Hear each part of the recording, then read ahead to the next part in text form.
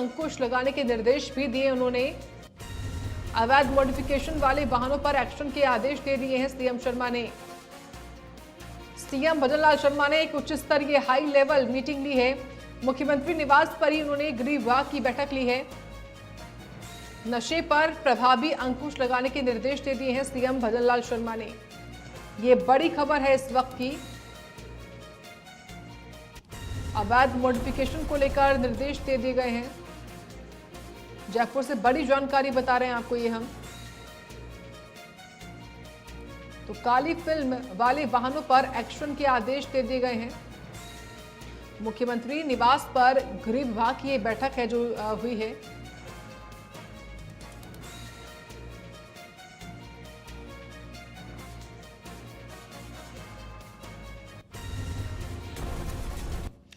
स्वागत है आपका। आप देख रहे हैं इंडिया न्यूज राजस्थान। आपके साथ मैं हूं साक्षी जादौन। प्राइम टाइम डिबेट का समय हो चुका है। आज हम बात करेंगे पंचायत निकाय चुनाव को लेकर हाईकोर्ट की ओर से दी गई डेडलाइन की। हाईकोर्ट ने 31 जुलाई की समय सीमा में पंचायत निकाय चुनाव कराने के आदेश दे दिए थे। इसे लेकर निर्वाचन आयोग ने सरकार को चिट्ठी लिखते हुए कहा कि तारीख नजदीक है, ओबीसी आरक्षण को तय किया जाए। राज्य निर्वाचन आयोग ने पंचायती राज स्वायत्त शासन विभाग को पत्र लिखकर आरक्षण संबंधित डेटा जल्द उपलब्ध कराने को भी कहा। हाल ही में सरकार के 3 मंत्रियों जोगाराम पटेल, झाबर सिंह और राज्यवर्धन सिंह ने बयान दिया था कि हम चुनाव के लिए तैयार हैं और चुनाव आयोग के दिशा निर्देशों का इंतजार है। इस पर अब आयोग ने डेटा मांग लिया है। इधर राजस्थान सरकार चुनाव की तिथि बढ़वाने के लिए इसी हफ्ते सुप्रीम कोर्ट भी जा सकती है। पंचायत और निकाय चुनाव कराने के लिए समय वृद्धि को लेकर सरकार इसी हफ्ते कोर्ट में अपनी अंतरिम प्रार्थना पत्र पेश करेगी। राज्य सरकार ओबीसी कमीशन की रिपोर्ट नहीं मिलने का हवाला देते हुए समय वृद्धि की मांग करेगी। राज्य सरकार ने हाल ही में ओबीसी प्रतिनिधित्व आयोग का कार्यकाल सितंबर तक बढ़ाया है। ऐसे में इस आधार को बताते हुए समय जो है वो वृद्धि की मांग होगी। इधर इस मुद्दे को लेकर विपक्ष पूरी तरह से सरकार पर आक्रामक है। विपक्ष का कहना है कि हाईकोर्ट के आदेश के बाद भी राज्य सरकार पंचायत और निकाय चुनाव नहीं करा रही है। कांग्रेस ने आरोप लगाया कि बीजेपी लोकतंत्र का गला घोंटने का काम कर रही है। इन सब के बीच में सवाल उठते हैं कि हाईकोर्ट के आदेश के बाद भी पंचायत चुनाव और निकाय चुनाव में देरी क्यों हो रही है। आखिर निर्वाचन विभाग को आरक्षण संबंधित डेटा क्यों उपलब्ध नहीं कराया जा रहा है। और इसी पर पूरे मुद्दे पर विपक्ष के आरोप, सरकार की सफाई में कितना दम है। हमारी आज की प्राइम डिबेट इसी मुद्दे पर केंद्रित रहेगी और चर्चा में हमारे साथ कुछ खास मेहमान भी जुड़ेंगे। तो देखिए, ये जो मुद्दा है वो बहुत महत्वपूर्ण इसलिए क्योंकि पंचायत और निकाय चुनाव होना बहुत जरूरी है। इसी को लेकर अब निर्वाचन आयोग ने सरकार को लिखा है कि अब तिथि नजदीक है, आप आरक्षण तय करें, बताएं हमको कि आप ओबीसी वर्ग को कितना आरक्षण देने वाले हैं। तो प्रदेश में 1.5 साल से लंबित पंचायती राज और स्वायत्त शासन के चुनाव को लेकर हाईकोर्ट ने 31 जुलाई की समय सीमा तय रखी है। इस मामले में राज्य निर्वाचन आयोग ने पंचायती राज और स्वायत्त शासन विभाग को पत्र लिखकर आरक्षण संबंधी डेटा जल्द उपलब्ध कराने को कहा है। हाल ही में सरकार के 3 मंत्रियों ने स्टेटमेंट भी दिया था कि हम चुनाव के लिए तैयार हैं और चुनाव आयोग के जो निर्देश हैं उनका इंतजार हमको है। और अब देखिए, इस पर चुनाव आयोग ने डेटा मांग लिया है। पिछले दिनों 15 अप्रैल को चुनाव की समय सीमा में वोटर लिस्ट तैयार करने के मामले में आयोग को अवमानना का सामना करना पड़ा था और कोर्ट में बिना शर्त माफी भी मांगनी पड़ी थी। माना यह जा रहा है कि इस बार चुनाव आयोग अवमानना खुद के सिर पर नहीं लेगा।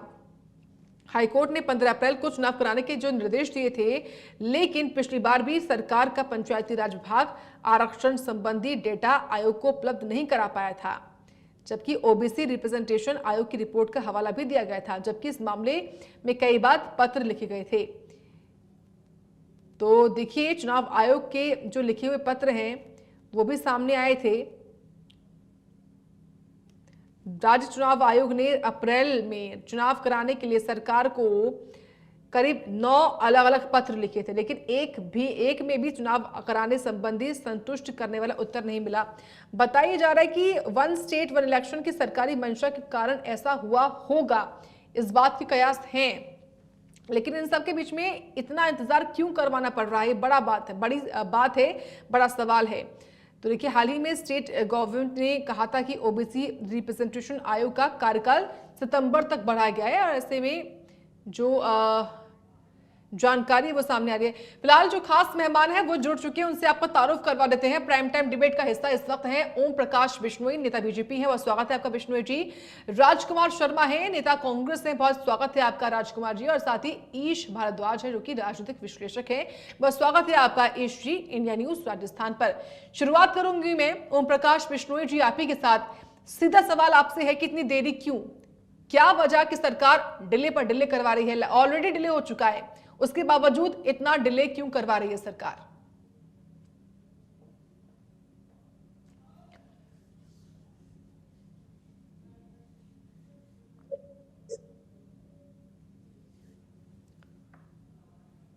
बिश्नोई जी, आपकी आवाज नहीं पहुंच पा रही है, संभवतः आप म्यूट है, प्लीज अनम्यूट करिए अपने आप को।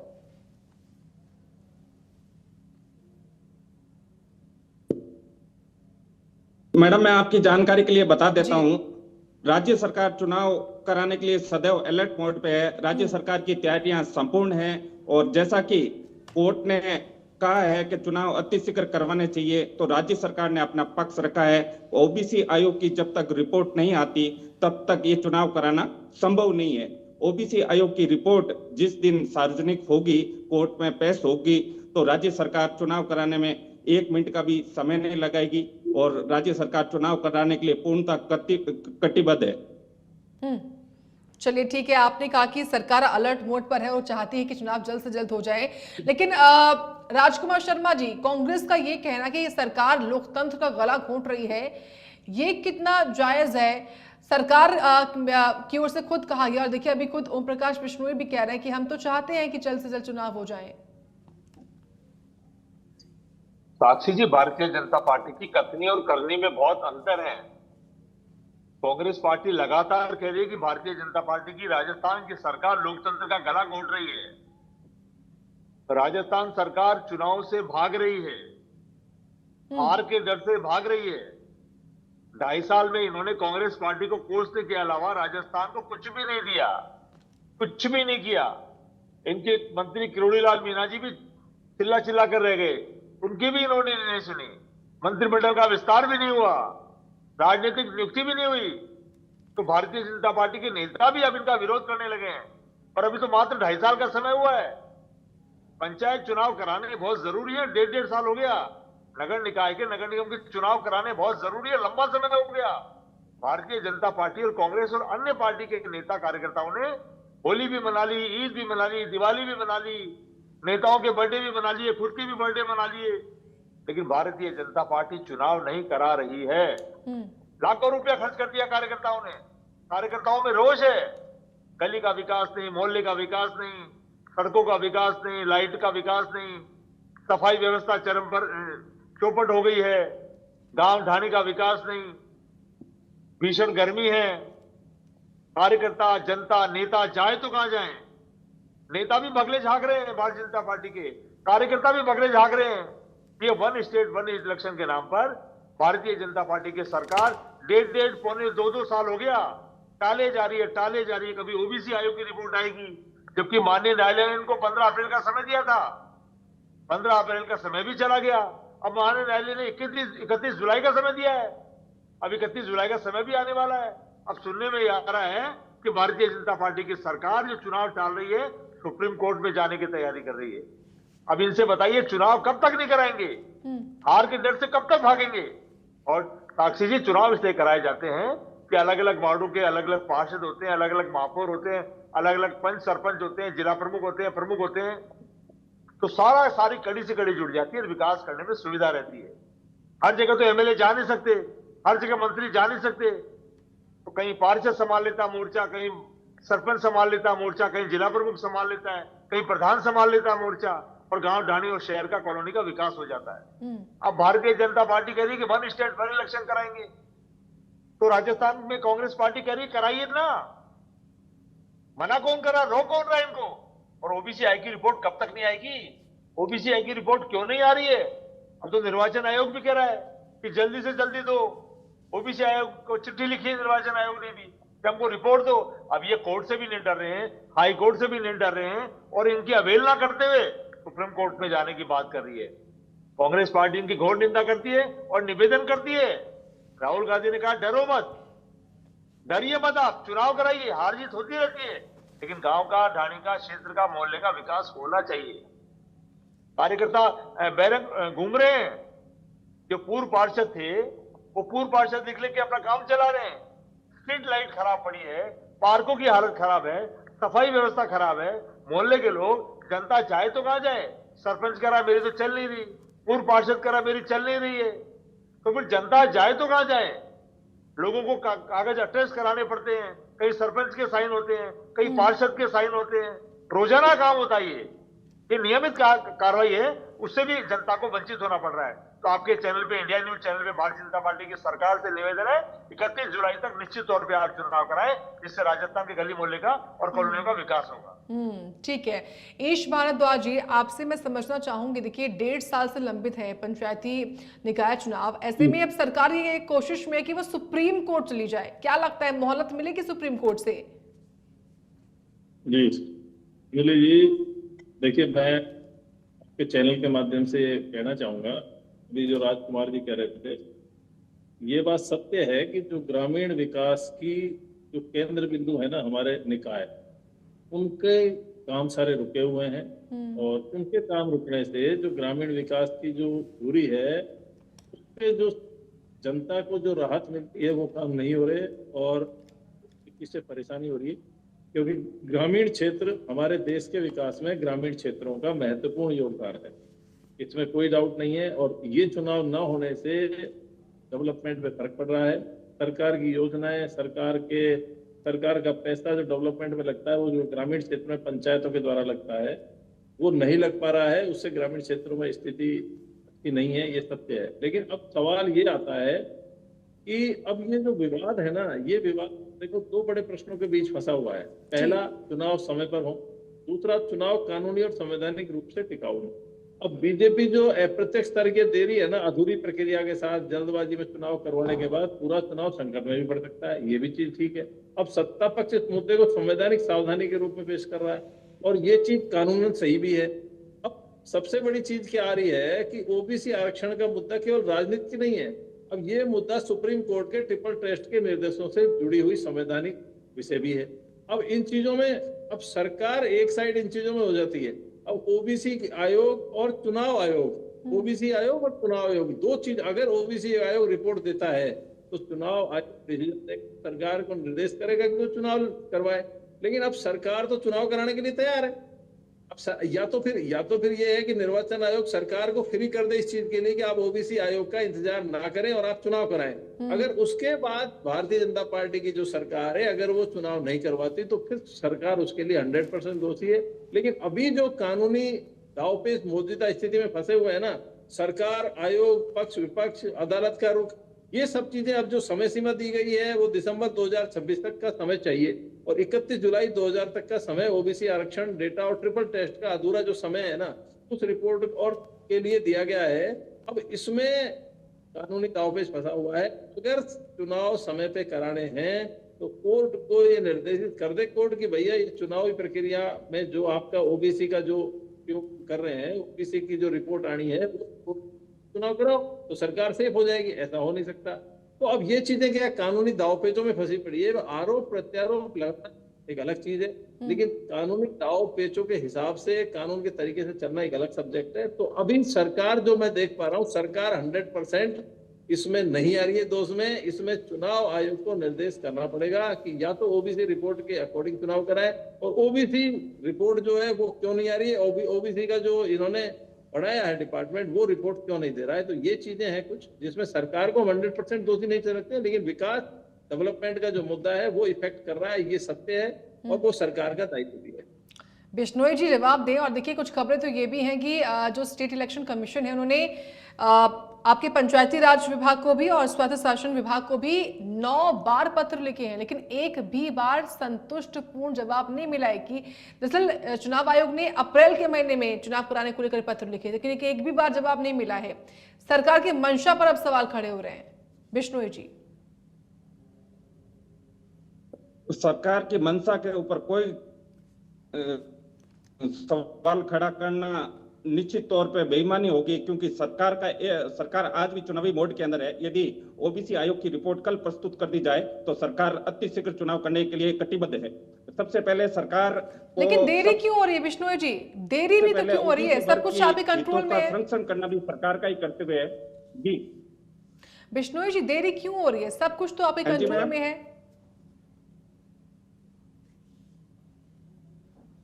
देरी का मुख्य कारण, जैसा कि मैंने पूर्व में भी बताया, कि ओबीसी आयोग का जो कार्यकाल है 30 जुलाई 2026 तक है। उस समय अवधि के दरमियान ओबीसी आयोग अपनी रिपोर्ट प्रस्तुत करेगी। रिपोर्ट प्रस्तुत करने के साथ ही ओबीसी वर्ग के हमारे साथियों के साथ जो भी न्याय होगा उन्हें उचित प्रतिनिधित्व मिलेगा। राज्य सरकार का मूल उद्देश्य हमारे ओबीसी वर्ग के हितों का भी ध्यान रखना है, इसलिए चुनाव में देरी होना मुख्य कारण है। ओबीसी आयोग की रिपोर्ट यदि जल्दी आती है तो निश्चित तौर पे सरकार की दृष्टि से कोई इसमें विलंब होना। ठीक है, क्या कहेंगे राजकुमार शर्मा जी? संतुष्ट हैं आप इनके जवाब से? और अगर जल्द ही अगर सुप्रीम कोर्ट से मोहलत मिल गई? जानकारी के लिए बता दूं, राजकुमार जी ने जैसा बताया कि गांव के ऊपर असर पड़ रहा है, तो मैं आपको बता देता हूं, गांव का गरीब किसान सबके लिए प्रशासक नियुक्त है, उनके ऊपर किसी भी प्रकार का प्रभाव नहीं पड़ रहा है। निश्चित तौर पे चुनाव से देरी जरूर हुई है, लेकिन गांव के अंदर विकास की धारा इस बजलाल जी की सरकार में निरंतर बह रही है। और चाहे वो आप बता रहे थे कि हस्ताक्षर कराना पड़ रहा है, कोई तो प्रशासकों का कार्यकाल उन्होंने हमारे राज्य सरकार ने बढ़ाया है, तो गांव के लोगों के ऊपर इसका यदि विलंब से हो रहे हैं तो इसका कोई आंशिक प्रभाव जरूर पड़ रहा है, लेकिन पूरा प्रभाव, यानी कि आप मानते हैं कि आंशिक प्रभाव है, क्योंकि विकास अनवरत जारी है। हाँ। राजकुमार जी, वो मान तो रहे हैं कि प्रभाव तो इसका जो है वो आंशिक तौर पर ही है, कम ही है लेकिन है, लेकिन वो ये भी कह रहे हैं कि विकास की धारा बह रही है, कोई दिक्कत नहीं है अगर चुनाव देरी से हो रहे हैं तो। राजकुमार जी। साक्षी जी, विकास की धारा बहती तो विपक्ष को भी चिंता नहीं थी, राजस्थान के लोगों को भी चिंता नहीं थी। और ये जो पार्षद होते हैं, पंच होते हैं, सरपंच होते हैं, प्रधान होते हैं, महापौर होते हैं, ये भी तो विकास ही कराएंगे। जनता पहले ही इन प्रशासनिक लोगों से परेशान है। इन प्रशासनिक लोगों से साइन करवाना, काम करवाना बहुत टेढ़ी खीर होती है। ये बिना दक्षिणा के काम नहीं करते हैं। सरपंच पर हमारा अधिकार था, हम डांट फटकार के ऊंची नीची लैंग्वेज में बोल के उससे काम करा लिया करते थे, हमारा अधिकार था। मैडम, बिना दक्षिणा के कार्य नहीं करने की प्रवृत्ति कांग्रेस की सरकार में थी और भाजपा की सरकार में दक्षिणा लेने से। विष्णु जी, मैं आऊंगी आपकी बात। विष्णु जी, अपने बारे में बोलिए, आप दोनों एक साथ बोलेंगे ना तो आवाज क्लियर नहीं आएगी। करने के लिए सदैव आतुर रहते हैं। विष्णु जी, आपको पूरा मौका मिलेगा, अपनी बारे में बोलिएगा सर। राजकुमार जी एक बार अपनी बात अपनी फिनिश कर लें, बोलिए राजकुमार जी। सॉरी।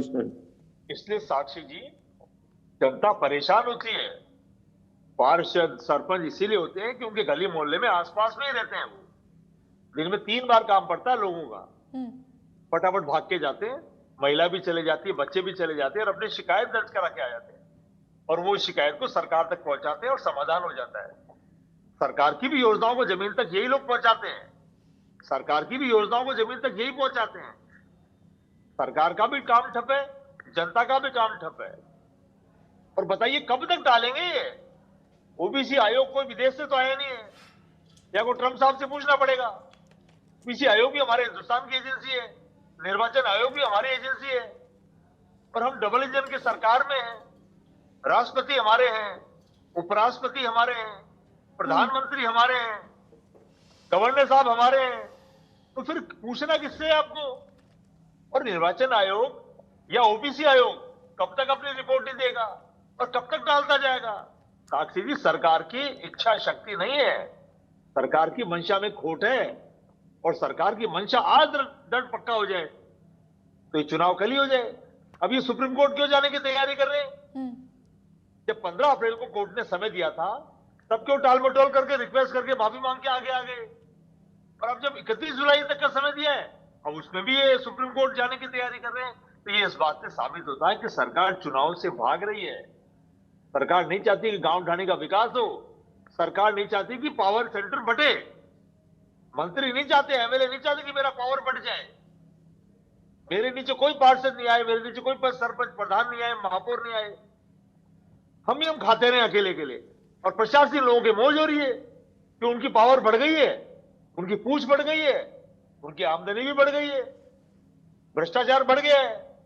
तो आपके चैनल पे इतना सा निवेदन है कि चरणबद्ध तरीके से जो भी चुनाव जब जब भी ड्यू होने तुरंत चुनाव कराइए। एक स्टेट एक इलेक्शन चुनाव होना चाहिए, लेकिन वो बस में अगर नहीं है तो मना कर दीजिए ना। सरकार की अगर बस में नहीं है, क्योंकि आपने 2.5 साल तक तो विपक्ष को कोसा है, चुनाव के ऊपर आपका ध्यान ही नहीं है। और आप बता दीजिए, हम तो इंडिया न्यूज चैनल पे सरकार से कहते, सरकार खुद बता दे कि चुनाव कब कराओगे भैया। गांव का किसान पूछ रहा है, गांव की महिला पूछ रही है, शहर का मतदाता पूछ रहे हैं, सब पूछ रहे हैं चुनाव कराओगे तो कब कराओगे। मैंने क्या कहा साक्षी जी, नेता कार्यकर्ता भी दुखी हो गए, उनके भी पैसे रोज खर्च हो रहे हैं, रोज फंक्शनों में जा रहे हैं, शादी ब्याहों में जा रहे हैं, एक्टिव हुए घूम रहे हैं, लेकिन चुनाव ही नहीं आ रहे। रोजाना खर्चा हो रहा 2-5 हजार रुपए का। खूब शाह बाबा के भजन भी करा लिए, सुंदरकांड के पाठ भी करा लिए, जन्मदिन भी मना लिए, खूब आयोजन भी कर लिए, लाखों रुपए खर्चा भी, चुनाव ही नहीं आ रहे। पोस्टर होर्डिंग भी छपवा लिए, लेकिन चुनाव ही नहीं आ रहे। तो कब तक डालेंगे? कांग्रेस पार्टी इस बात को सरकार से बार बार पूछ रही है। जवाब दें विष्णु जी। मैडम, गत कांग्रेस सरकार ने कोरोना का बहाना बना के इस राजस्थान के अंदर चुनाव की जो व्यवस्था थी उसका पूर्णतः बेड़ा गर्क कर दिया। उन्होंने चुनाव को कई चरणों में करके इस राजस्थान के अंदर प्रतिदिन चुनाव ऐसी स्थितियां पैदा कर दी। तो एक राज्य एक चुनाव के लिए राजस्थान की सरकार कटिबद्ध है। निश्चित तौर पे ओबीसी की रिपोर्ट आएगी, उस दिन राज्य सरकार चुनाव कराने के लिए दृढ़ संकल्पित है। और जैसा कि आपने बताया कि भाजपा की सरकार डर के मारे भाग रही है, तो मैं आपकी जानकारी के लिए बता दूं, भाजपा की सरकार बनने के उपरांत इन 2.5 वर्षों के अंदर इस राजस्थान प्रदेश के अंदर 7 विधानसभा क्षेत्रों के उपचुनाव हुए, उसमें 6 में भारतीय जनता पार्टी ने विजय श्री प्राप्त की है। तो डरने का तो कोई प्रश्न ही नहीं उठता। इसके अलावा जो ओबीसी वर्ग के हितों का मूल रूप से संरक्षण करना ही इस राज्य सरकार का पहला कर्तव्य है। ठीक है, ईश भारद्वाज जी, सरकार के समझ को आप कैसे समझाएंगे हम सभी को? देखिए 28वें विधानसभा के चुनाव भी होने हैं और अगर सरकार डिले कर रही है, इसके पीछे एक्सपर्ट्स यही कहते हैं कि सरकार की मंशा 1 स्टेट 1 इलेक्शन को लेकर है। तो अगर डिले भी हो रहा है, समय भी निकल रहा है, 28वें चुनाव भी होने हैं और अगर सब कुछ बाद में होगा तो इसका असर कैसे पड़ सकता है? आप क्या समझाएंगे इस चीज को लेकर? देखिए अंजलि जी, जल्दबाजी में अगर चुनाव कराया गया तो बाद में ये अदालत में भी अटक सकता है, इसको चैलेंज भी किया जा सकता है, पहली चीज। और लोकतंत्र केवल चुनाव नहीं, निष्पक्ष और वैध चुनाव का भी एक सिस्टम है हमारे लोकतंत्र में, हम उस चीज को भी डिनाई नहीं कर सकते।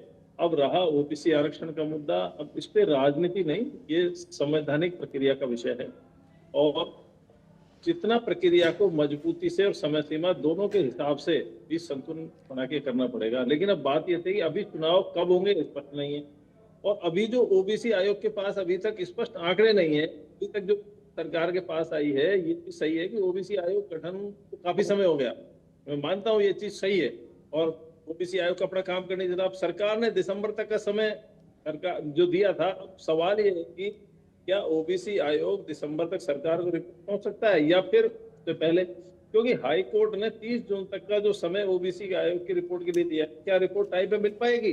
अब ये सब चीजें क्या है कि बहुत ज्यादा सवालिया निशान लगा रही है। अब सवाल ये भी आता है कि क्या आयोग की रिपोर्ट के बिना चुनाव सकते हैं?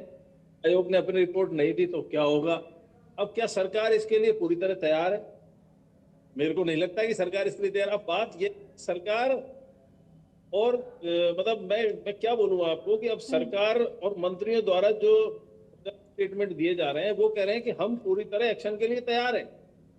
अभी आपने देखा होगा जो स्टेटमेंट आए 3 मंत्रियों के, अब निर्वाचन आयोग की भूमिका यहाँ पे स्टार्ट होती है। अब ये डिसीजन राज्य निर्वाचन आयोग को लेना पड़ेगा कि राज्य निर्वाचन आयोग की तरफ से अभी स्पष्ट दिशा निर्देश नहीं दिए गए हैं, जबकि हाई कोर्ट ने 31 जुलाई तक की लास्ट डेट दी हुई है। अब 31 जुलाई तक चुनाव होने हैं। अब सवाल ये कि अगर ओबीसी आयोग रिपोर्ट नहीं देता है तो क्या चुनाव टल जाएंगे या फिर जो कोर्ट की गाइडलाइन है उसके हिसाब से इनको चुनाव कराने पड़ेंगे। अब ये सरकार को डिसाइड करना है। अब मैटर जो मैं समझ पा रहा हूँ जो है ना, वो चुनाव आयोग पे आ जाता है। चुनाव आयोग को डिसाइड करना पड़ेगा। चुनाव आयोग अगर डिसाइड कर ले कि मैं ओबीसी आयोग की रिपोर्ट के बिना चुनाव करा दूंगा, सारी जो संवैधानिक अगर त्रुटियां बाद में होगी उनकी जिम्मेदारी मेरी है, तो सरकार को चुनाव कराने पड़ेंगे। लेकिन अब ये मामला चुनाव आयोग और सरकार के बीच में अटका हुआ है ना, सरकार को आप निर्देशित भी नहीं कर सकते बगैर ओबीसी आयोग की। तो ये बड़ा कानूनी पेचीदगियों में अटका पड़ा है। ओबीसी आयोग का इंपॉर्टेंट रोल है, बहुत दिन बड़े हो गए, रिपोर्ट आनी चाहिए थी, नहीं आई। अब इसके लिए सरकार भी जिम्मेदार है, सरकार को इस पर एक्शन लेना चाहिए कि रिपोर्ट क्यों नहीं दिया आपने। लेकिन चुनाव आयोग की भूमिका मैं समझता हूँ ये इंपॉर्टेंट है। दूसरा, अभी जो कांग्रेस के हमारे प्रवक्ता बंधु कह रहे थे, राजनीतिक नियुक्तियां कांग्रेस के टाइम में भी लास्ट तक हुई थी। मेरे को अच्छी तरह ध्यान है कि कुछ राजनीतिक नियुक्तियां तो गहलोत साहब ने महीने 2 महीने पहले ही दी थी जब सरकार जारी थी। तो राजनीतिक नियुक्तियों में तो हर सरकार का बुरा हाल है। इसमें हम फिर बीजेपी को ये कहें ऐसा नहीं है, क्योंकि राजनीतिक नियुक्तियां बड़े हिसाब से सरकारें देती हैं, वो तो सरकार का क्षेत्राधिकार है कैसे देती हैं। बाकी निकाय चुनाव होना चाहिए, समय पे होना चाहिए।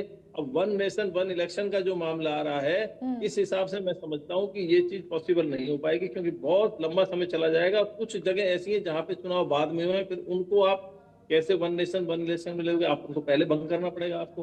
तो ये थोड़ा व्यवस्थित करने की जरूरत है। इसमें सरकार को थोड़ा सा अपना रुख जो है वो स्पष्ट करना चाहिए, ऐसा मेरा सोच है। बिल्कुल। ओम प्रकाश बिश्नोई जी, देखिए आपके 3 मंत्री हैं, जोगाराम पटेल हैं, झाबर सिंह खर्रा और राजवर्धन सिंह हैं, जिन्होंने इस पूरे मामले पर बयान दिया। वो साफ ये कह रहे हैं कि हम तो चुनाव कराने के लिए तैयार हैं और चुनाव आयोग के दिशा निर्देशों का इंतजार है, लेकिन अब आयोग ने डेटा मांग लिया। कहीं ना कहीं आपके मंत्री ऐसा बयान देकर कि हम तो तैयार हैं, इंतजार कर रहे हैं हम चुनाव आयोग के निर्देशों का, एक बरगलाने का काम भी तो आप कर रहे हैं, जनता को बहकाने का काम भी तो कर रहे हैं आप जनता को। कहीं ना कहीं जो जनता इंतजार में है, पंचायती निकाय चुनावों को लेकर कि यहाँ पर वापस से नियुक्तियां होंगी तो हमारे काम जो है वो अटके हुए पूरे होंगे, तो कहीं ना कहीं वो भी तो इस वक्त कहीं ना कहीं आप उनको रोक रहे हैं।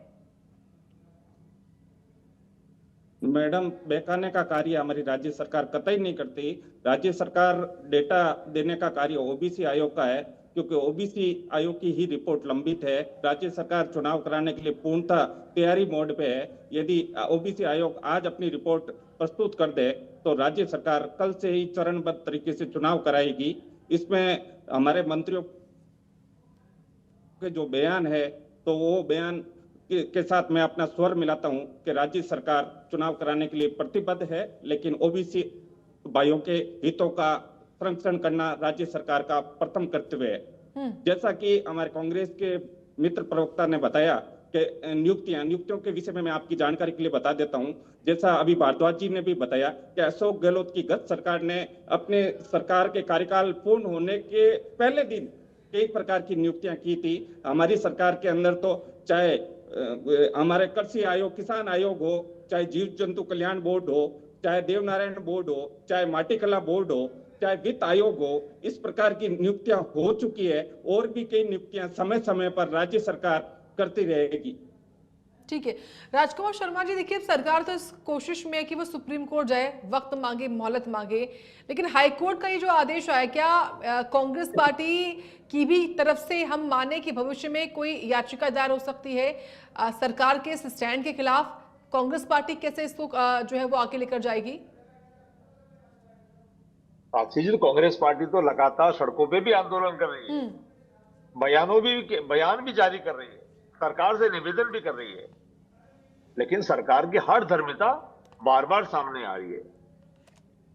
पहले तो निर्वाचन आयोग कह रहे थे कि एसआईआर नहीं हुआ ऐसा पूरा। अब इनसे पूछे, जब चुनाव है हमारे यहाँ राजस्थान में, पंचायत के निकायों के चुनाव है, तो एसआईआर को कराने की आवश्यकता क्या थी? पहले चुनाव करा लेते, उसके 2 महीने बाद एसआईआर भी हो जाता। विधानसभा चुनाव तो थे भी नहीं यहाँ पर। यहाँ तो निकाय के चुनाव और पंचायत के चुनाव पेंडिंग चल रहे हैं, लेकिन उन्होंने पहले 3-4 महीने एसआईआर के बहाने चुनाव को टाला। अब ओबीसी आयोग की रिपोर्ट के लिए बार बार टाले जा रहे हैं। अब ओबीसी आयोग रिपोर्ट क्यों नहीं दे रहा है? सरकार ने बात करी क्या ओबीसी आयोग से? ओबीसी आयोग को चिट्ठी लिखी क्या? ओबीसी आयोग के साथ मीटिंग तय करी क्या? ओबीसी आयोग को ऊपर से फोन करवाया क्या? सिफारिश करवाई क्या? निवेदन भेजा क्या? रिक्वेस्ट भेजी क्या कि राजस्थान का विकास रुका हुआ है, आपसे निवेदन है, रिपोर्ट जल्दी दीजिए। निर्वाचन आयोग और ओबीसी आयोग ये दोनों आयोग भी क्या हाई कोर्ट और सुप्रीम कोर्ट से ऊपर हो गए हैं क्या? साक्षी जी, बड़े दुख के साथ कहना पड़ता, हमारे हिंदुस्तान में हम न्यायपालिका का बहुत सम्मान करते हैं। ओबीसी आयोग की भी जिम्मेदारी बनती है कि निर्वाचन आयोग का की भी जिम्मेदारी बनती है कि हाई कोर्ट का भी सम्मान करे, सुप्रीम कोर्ट का भी सम्मान करे। जब ये एजेंसियां ही अगर सम्मान नहीं करेगी तो फिर आम आदमी क्या सीखेगा इनसे? और जब ये चुनाव कराने में ही सुप्रीम कोर्ट का और हाई कोर्ट का अपमान कर रहे हैं, उनके डेडलाइन को बार बार बहाना बना बना कर तोड़ रहे हैं, और जब 15 अप्रैल को सॉरी बोल दिया गया था तो कोई बात नहीं, कोर्ट ने भी सॉरी एक्सेप्ट कर लिया। तो 31 जुलाई आ गई, तो अब 31 जुलाई को तो चुनाव कराइए। ओबीसी आयोग को संसाधनों की कमी है तो राजस्थान सरकार को कहिए। ओबीसी आयोग को राजस्थान सरकार से कोई शिकायत है तो वो अपनी शिकायत को आगे करे, ऊपर शिकायत करे कि सरकार कोऑपरेट नहीं कर रही है। अब ये तो ओबीसी आयोग बताए या सरकार बताए या निर्वाचन आयोग बताए कि टालम टोल चुनाव को कौन कर रहा है। लेकिन इतना कहना चाहता हूं कि राजस्थान का विकास रुका हुआ है, गली मोहल्ले का विकास रुका हुआ है। आम आदमी शिकायत करता था पहले पार्षद को, अब किसको शिकायत करे समझ में नहीं आ रहा है। सारा लोड एमएलए पे आ गया है, और ये एमएलए मंत्री पहले ही बहुत ज्यादा जनता से दूरियां बनाए हुए थे, अब इनकी दूरियां और हो गई है। और जनता के इन छोटे छोटे कामों में एमएलए मंत्रियों की कमाई नहीं होती है, इसलिए उनके गांवों में वो इंटरेस्ट मिल लेते हैं। जन सुनवाई बंद पड़ी है। बीजेपी कार्यालय में पहले इन्होंने मंत्रियों की ड्यूटियां लगाई थी, कार्यकर्ताओं की पदाधिकारियों की ड्यूटियां लगाई थी कि जन सुनवाई करेंगे, तो इन्होंने वहां बीजेपी कार्यालय में जन सुनवाई भी बंद कर दी। मंत्री बंगले पे जन सुनवाई करते नहीं है। रात्रि चौपाल के नाम से ये जाते हैं, रात को खाट पे बैठ के आए थे, ड्रामेबाजी करते हैं, रील बनाते हैं और देश के प्रधानमंत्री को टैग करते हैं, अमित शाह जी को टैग करते हैं, भारतीय जनता पार्टी के राष्ट्रीय अध्यक्ष जी को टैग करते हैं, नितिन जी को। अब ये टैगबाजी कर रहे हैं, रीलबाजी कर रहे हैं। आप बताइएगा, खाट पे रात्रि को बैठने से विकास होता है क्या गांव का? गांव का आदमी कह रहा है कि बिजली को ना रही, सुनने को तैयार नहीं, लाइट को ना रही, सुनने को तैयार नहीं, कि खेती की बिजली नहीं आ रही है, घरेलू बिजली नहीं आ रही है, सुनने को तैयार नहीं है, स्कूल में स्टाफ नहीं है, सुनने को तैयार नहीं है, स्कूल की बिल्डिंग नहीं है, सुनने को तैयार नहीं है, अस्पताल में स्टाफ नहीं है, सुनने को तैयार नहीं है, बस नहीं है वहां पर प्रॉपर, सुनने को तैयार नहीं है, ट्रांसपोर्ट का साधन प्रॉपर नहीं है, सुनने को तैयार नहीं है, गैस महंगी होगी, सुनने को तैयार नहीं है, गांव की गैस की जो बुकिंग का जो समय था बहुत लंबा कर दिया है, उसके लिए भी सुनने को तैयार नहीं है। तो आम ग्रामवासी या शहरवासी जाए तो कहां जाए? सरकार लगातार टाल मटोल करी जा रही है। 2.5 साल हो गया साक्षी जी, 2.5 साल छोटा कार्यकाल नहीं होता है। 2.5 साल में तो राजस्थान की सरकार बिल्कुल खड़ी हो जाती है, और पुरानी सरकार की जितनी भी योजनाएं थी, जितनी भी कमियां थी, उनको तुरंत दुरुस्त करके केंद्र सरकार से मदद मांग करके राजस्थान को विकास की पटरी में तेज स्पीड पे कर ले। ये अभी तो 50 की नीचे की स्पीड पे चल रहे हैं, और 50 से जो नीचे की स्पीड की इनकी गाड़ी चल रही है, उसमें भी दिन भर विपक्ष को कोसने का काम करते हैं। अब आप बताइए, विपक्ष को कोसने से कोई राजस्थान का विकास थोड़ी होगा।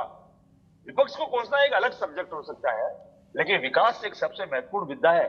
ये बात करते हैं 2047 की, इनसे 2026 समझ नहीं रहा है।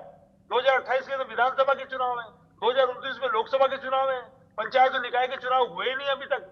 अब आप बताइए, जब ये चुनाव नहीं होंगे तो कब 28 में चुनाव होंगे, कब 29 में लोकसभा के चुनाव होंगे? और बात करते हैं 2037 की, बात करते हैं विश्व गुरु बनने की। आप बताइए, पंच सरपंच जो बनना चाहते हैं कार्यकर्ता, या जो पार्षद बनना चाहते हैं कार्यकर्ता, किसके आगे हाथ जोड़े जाकर के? हर पार्टी के कार्यकर्ता की तकलीफ है ये।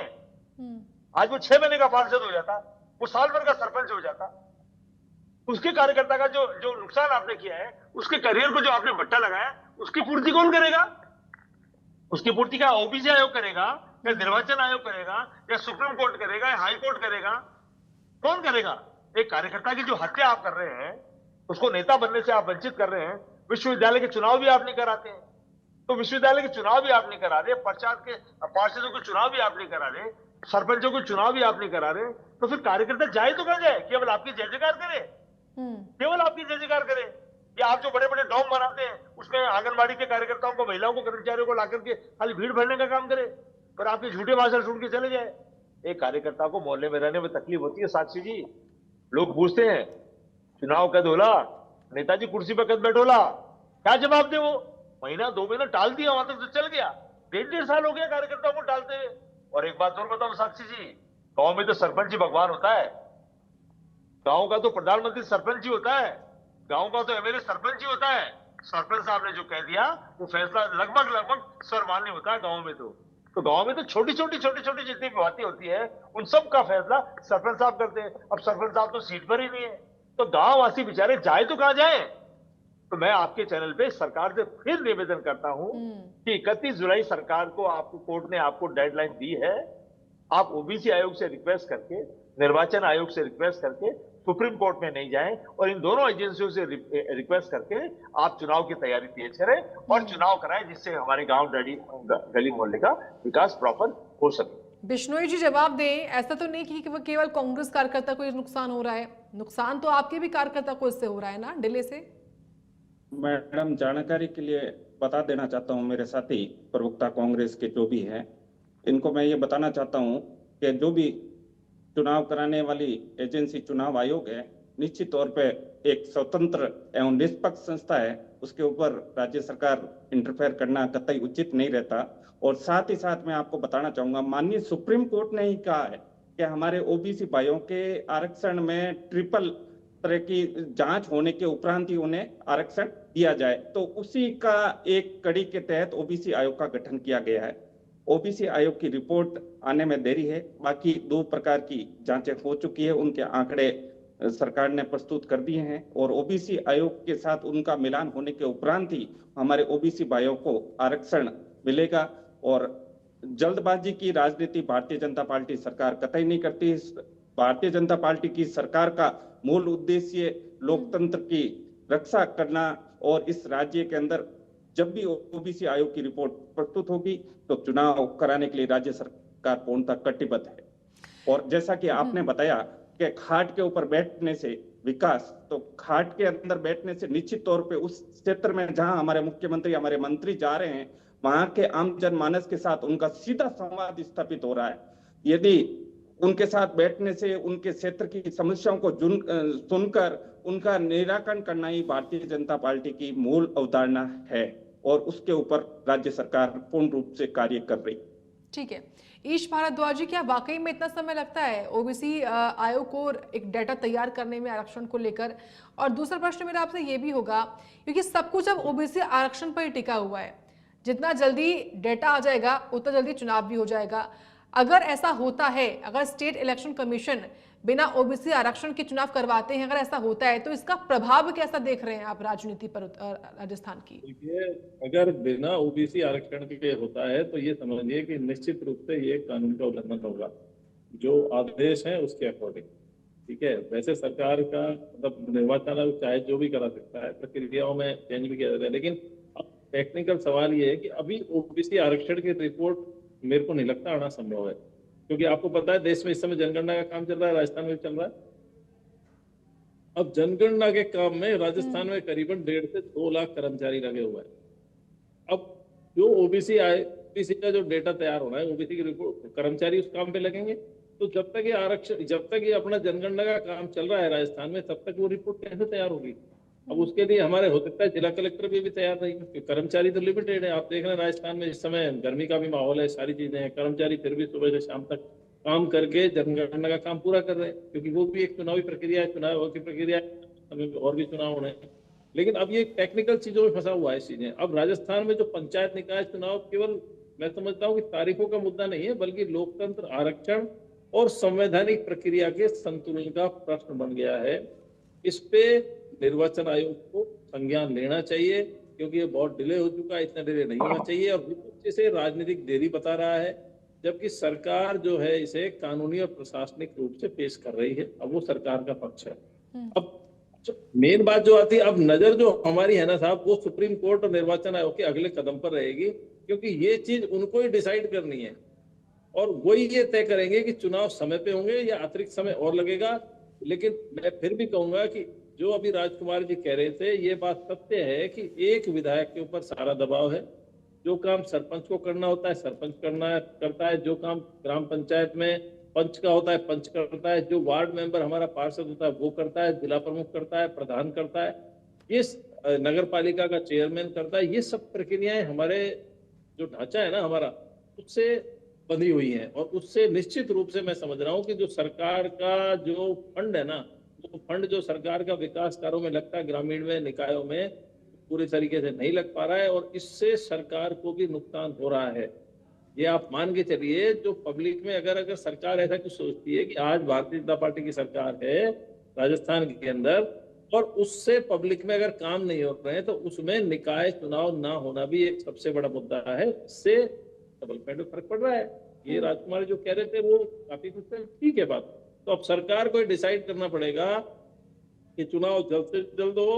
इसमें अहम भूमिका जो रहने वाली है, वो रहने वाली है आपके निर्वाचन आयोग की। निर्वाचन आयोग को ये अब डिसाइड करना है कि चुनाव जो है हमारा ओबीसी आरक्षण की रिपोर्ट के बिना होना है या उसके हिसाब से होना है। उसके हिसाब से होना है तो इसमें और डिले होगी, और अगर उसके बिना होना है तो ये चुनाव कभी भी वो करवा सकती है सरकार। सरकार तैयार है, मंत्री स्टेटमेंट दे रहे हैं रोजाना। अब ये कानूनी पेचीदगियों में अटकी हुई बात है, तो ये तो कानून के हिसाब से ही चीजें डिसाइड होंगी अंजलि जी। विष्णु जी, देखिए ऐसे तो नहीं है कि जो आम जनता है वो सवाल नहीं पूछती होगी। मुख्यमंत्री भजनलाल शर्मा जन चौपाल लगाते हैं, अलग अलग गांवों में जाते हैं, रात्रि चौपाल लगाते हैं, तो उनके सामने भी प्रश्न लाते होंगे वहां पर जो लोग हैं, ग्रामीण हैं। मैडम, जहाँ रात्रि चौपाल माननीय मुख्यमंत्री जी की हुई है, जहाँ मंत्रियों की हुई है, वहां किसी भी प्रकार के पंचायत राज चुनाव को लेकर कोई विषय नहीं आया। ये जल्दबाजी केवल हमारे कांग्रेस के मित्रों के जुनून में है कि चुनाव कब होंगे, चुनाव कब होंगे, उसका एक आभा मंडल बनाने का करती है कांग्रेस पार्टी के कार्यकर्ता कर रहे हैं। और जहां भी माननीय मुख्यमंत्री मंत्री जी की रात्रि चौपालें हुई है, वहां जन सरोकार के कार्य होते हैं, जनता की जन सुनवाई होती है, और उन जन सुनवाई के ऊपर त्वरित कार्रवाई करते हुए जनता को कैसे सहूलियत प्राप्त हो, इसके लिए राज्य सरकार कटिबद्ध है। और सरकार का पूर्ण रूप से दृष्टिकोण है कि जल्दबाजी में नहीं, बल्कि पूरी तैयारी के साथ सही समय में कानूनी प्रक्रिया को ध्यान में रखते हुए चुनाव कराया जाए, ताकि ये चुनाव स्थायी हो, निष्पक्ष और सभी वर्गों के लिए न्यायपूर्ण हो। इसी को ध्यान में रखते हुए राज्य सरकार चुनाव के लिए ओबीसी आयोग की रिपोर्ट की इंतजार में है। राजकुमार शर्मा जी, देखिए सरकार ने मई के महीने में ही ग्राम विकास चौपाल और रात्रि विश्राम अभियान की शुरुआत की थी। क्या ये माने कि ये तैयारी सरकार की ओर से पहले से ही थी? यही वजह कि खुद मुख्यमंत्री ने 4 जिले अपने अंडर लिए हुए हैं कि वहां पर जाएंगे मुख्यमंत्री और रात्रि चौपाल लगाएंगे, जन चौपाल लगाएंगे? साक्षी जी, आप तो एक जिम्मेदार चैनल की एंकर हैं। आप अच्छी एंकर है, राजस्थान की, हिंदुस्तान की उभरती हुई एंकर है। आप खुद बताइए, मुख्यमंत्री को इतना समय कहां से मिल गया कि वो गांव में खाट पे जाके बैठ जाए? अगर मुख्यमंत्री खाट पे जाके बैठेंगे तो सचिवालय को कौन संभालेगा? मंत्री अगर खाट पे जाके बैठ जाएंगे तो सचिवालय को कौन संभालेगा? सबकी अपनी अपनी जिम्मेदारी होती है। आपके यहाँ कैमरामैन की अलग जिम्मेदारी है, न्यूज एंकर की अलग जिम्मेदारी है, टॉपिक सेट करने वालों की अलग जिम्मेदारी है, एडवर्टाइजमेंट देखने वालों की अलग जिम्मेदारी है। सबकी अपनी अपनी जिम्मेदारी तय होती है। घर में भी तय होती है, सरकार में भी तय होती है, व्यापार में भी तय होती है, मीडिया जगत में भी तय होती है। अगर मुख्यमंत्री या मंत्री सारा काम करेंगे, विधायक ही सारा काम करेंगे, फिर आवश्यकता है क्या? क्यों करोड़ों रुपए खर्च करते हो चुनाव में? आती रहेगी रिपोर्ट जब आनी होगी। जब एप्लीकेशन देते ना कोर्ट में, सॉरी बोलते रहे ना आप। क्या जरूरत है फिर पार्षद को बनाने की? पंच, सरपंच, उप सरपंच, पंच प्रधान, जिला प्रमुख, महापौर, क्या जरूरत है फिर? नगर पालिका अध्यक्ष, क्या जरूरत है? आपके आरएस हैं, आईएएस हैं, चला रहे हैं ना सरकारें, कूट रहे हैं ना माल राजस्थान की गाड़ी कमाई का। जम के भ्रष्टाचार कर रहे हैं, जम के। मंत्रियों से मिले हुए हैं, विधायकों से मिले हुए हैं, मौज हो रही है। नीचे की पूरी गड़ी गायब होगी साक्षी जी। पहले भय था। वो जो सफाई कर्मचारी गली में आते थे, वो लाइनमैन जो गली में आते थे, नगर निगम वाले, लाइट वाले, या जो उद्यान को संभालने के लिए जो यूनिट आती थी, उद्यान समिति की जो टीमें आती थी, अब सब में भय खत्म हो गया है कि अब मुझको टोकने वाला ही नहीं। अब एक आदमी टोकने वाला, उसको हमने सेट कर रखा है। पहले विपक्ष का भी पार्षद होता था, जो चुनाव लड़ा हुआ व्यक्ति होता था, और पार्टी का जीता हुआ व्यक्ति भी पार्षद होता था, उसके ऊपर चेयरमैन भी होता था, उसके ऊपर महापौर भी होता था। तो एक आदमी का ढेबरे टाइट करने के लिए 4-4, 5-5 लोगों की टीम हुआ करती थी, पॉलिटिकल टीम। अब पॉलिटिकल तो सारा एनवायरनमेंट गायब हो गया। अब ये हो गया साक्षी जी, आप मेरी पीठ खुजाओ और मैं आपकी खुजाता हूं पीठ। आप भी माल खाओ उधर मुंह करके, मैं भी इधर मुंह करके माल खाए जा रहा हूं, और टोकने वाला कोई नहीं है। मुख्यमंत्री जी है जो आम चूस रहे हैं। 2.5 साल तक तो राजस्थान की जनता का खून चूस लिया, अब आम चूस रहे हैं। साक्षी जी, आप बताओ, आम चूसने से कोई राजस्थान का विकास थोड़ी होगा? राजस्थान की जनता को तो आम ही नहीं मिल रहा है, और आप आम चूस रहे हैं, और चिढ़ा हो रहे भी लोगों को हाथ पे बैठ करके। और ऐसे कौन से मुख्यमंत्री हैं आप बताइए साक्षी जी? आपको, हमको, हम लोग आम आदमी हैं, हमको समय नहीं मिलता सुबह से शाम तक का, मुख्यमंत्री को टाइम मिल गया खाट पे बैठने का, गप्पे शप्पे मारने का। जाइए, आप जाना जरूरी होता है, खाट पे भी जाइए, गांव में भी जाइए, ढाणी में भी जाइए, मॉर्निंग वॉक भी करिए, छड़ियों पे चाय भी पीजिए, कार्यकर्ताओं को, जनता को बूस्ट भी करिए। अच्छी बात है, अच्छा लगता है हमको। हमारे जो राजस्थान के मुखिया हैं वो जमीन तक जा रहे हैं, मंदिरों में भी जा रहे हैं, अच्छा लगता है। लेकिन दिन भर यही थोड़ी काम करेंगे आप कि पूरे देव देवताओं को ढोकते रहो दिन भर ही। ये ड्रामेबाजी एक लिमिट तक ठीक है, और ड्रामेबाजी से ऊपर उठ के काम भी करना पड़ता है। साक्षी जी, बजरलाल जी भाग्यशाली हैं कि पहली बार विधायक बने, पहली बार मुख्यमंत्री बने, देश के प्रधानमंत्री का आशीर्वाद है, गृह मंत्री का आशीर्वाद है।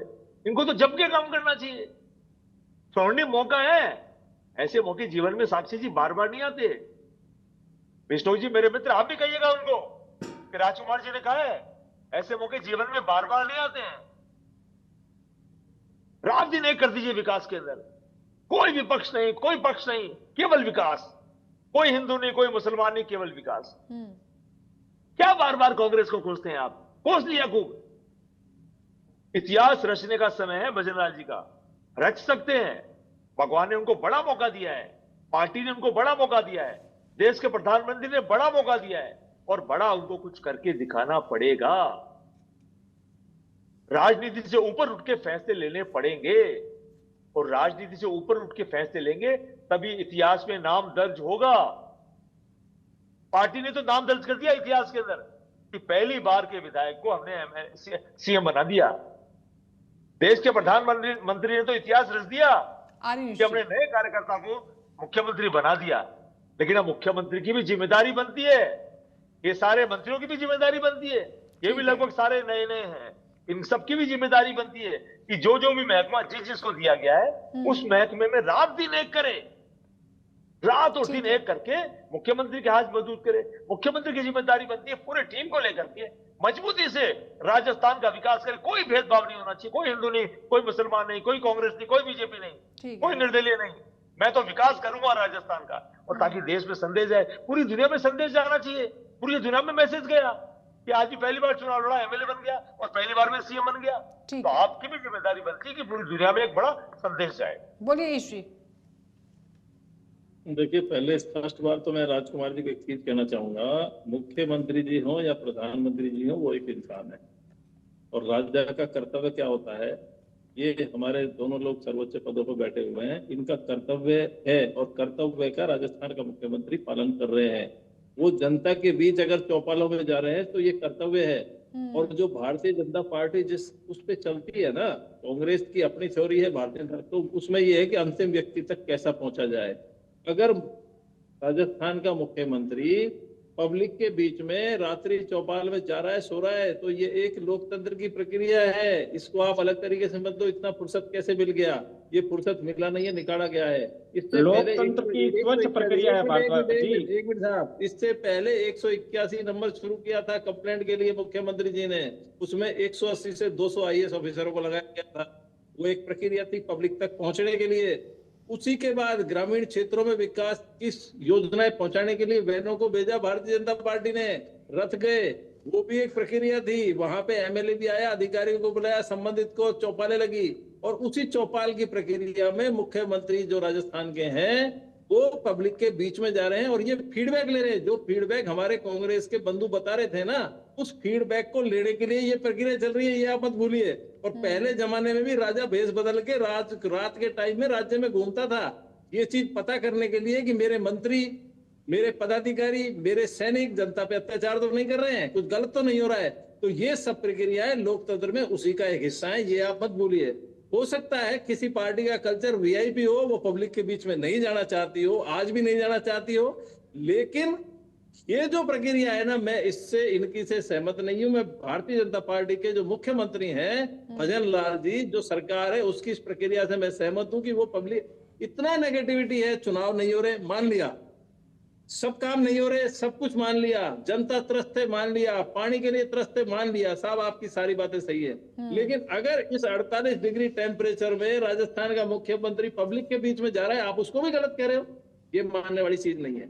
वो एक अच्छी प्रक्रिया है और मैं कहता हूं अच्छी शुरुआत है। इससे पहले मुख्यमंत्री कोई नहीं जाता था, भजन लाल जी ग्राउंड लेवल के व्यक्ति हैं, मुख्यमंत्री है राजस्थान के, और सच बात है पहली बार में चुनाव जीते हैं, ईश्वर की कृपा से जीते हैं, भगवान को पूजते हैं, बहुत अच्छी बात है। तो आपको ईश्वर की पूजा ज्यादा करते हैं, इससे भी परेशानी नहीं होनी चाहिए भाई, ये तो हमारा हिंदू धर्म का, हमारी सभ्यता संस्कृति का हिस्सा है। कोई भगवान का ज्यादा भक्त है, कोई अंदर चुपचाप से पूजा करता है, कोई ओपन में पूजा करता है, कोई छुपा के पूजा करता है, सब लोग पूजा करते हैं। तो इन चीजों को आप इस चीज से ना जोड़ें। ग्रामीण विकास का मुद्दा, चुनाव ना होने का मुद्दा, ये सब चीजें डिफरेंट है, लेकिन उनकी जो कार्यविधि है ना, वो एक लास्ट व्यक्ति पे बैठे हुए, पंक्ति पे बैठे हुए व्यक्ति के लिए है, और उस पे वो उन तक पहुंचने का जो प्रयास कर रहे हैं, ये एक सराहनीय कदम है। इसकी आपको भी तारीफ करनी चाहिए, और आपकी सरकारों ने ये काम नहीं किया था ना, ये हेल्पलाइन शुरू की थी। अब आप ये सोचो कि आपके टाइम में डेवलपमेंट बहुत अच्छा हो रहा था, तो ये आपकी गलतफहमी है। अगर ऐसा अच्छा हो रहा था तो आपकी सरकार रिपीट होनी चाहिए थी, भारतीय जनता पार्टी नहीं आनी चाहिए थी। अब आगे क्या होगा 2.5 साल बाद, इसके लिए मैं कुछ नहीं कह सकता, कोई कुछ नहीं कह सकता, लेकिन अभी मुख्यमंत्री के बाद 2.5 साल का समय, आप देखो आगे आगे क्या क्या होता है। ये प्रक्रियाएं भी शुरू हुई हैं, बहुत आगे तक जाएंगी। और आप ऐसा मत सोचो कि निकाय चुनाव अगर आज होते हैं तो साहब इसमें कोई और पार्टी जीत जाएगी। अरे पब्लिक क्या मन में सोच के बैठी है, किस चीज का क्या इम्पैक्ट पड़ रहा है, इसके सर्वे पे आप प्रयास करें तो शायद ज्यादा अच्छा होगा, बजाय इन बेसिक ग्राउंड की चीजों पे हम इस पे त्रुटि ना करें, ना करें। अच्छी चीजों को हम एक्सेप्ट करें, चाहे वो कांग्रेस के मुख्यमंत्रियों की हो, चाहे बीजेपी के मुख्यमंत्री की हो। राजा प्रयास कर रहा है जनता में पहुंचने का, वो एक अच्छा सराहनीय कदम है, उस तक चीजें पहुंच रही हैं, उनको वो सॉल्यूशन करने का प्रयास कर रहा है, ये बहुत अच्छी चीज है। चुनाव समय पे होना चाहिए, इसके लिए मैं सहमत हूं आपकी बात से। चुनाव समय पे नहीं हो रहा है, इसमें देरी हो रही है, ग्रामीण का विकास रुक रहा है, ग्राम पंचायतों के माध्यम से जो होता है वो नहीं हो रहा, मैं इस बात से सहमत हूं। ठीक, क्योंकि वक्त इतने ही अनुमति देता है। मुझे आप तीनों को धन्यवाद आप सभी का, बिश्नोई जी, राजकुमार जी और ईश भारद्वाज जी, आप सभी जुड़े और प्राइम टाइम डिबेट का हिस्सा आप सभी बने, और इस पूरे डिबेट की चर्चा को आप सभी ने सार्थक बनाया। फिलहाल वक्त हुआ है छोटे से ब्रेक का, आप देखते रहे इंडिया न्यूज राजस्थान।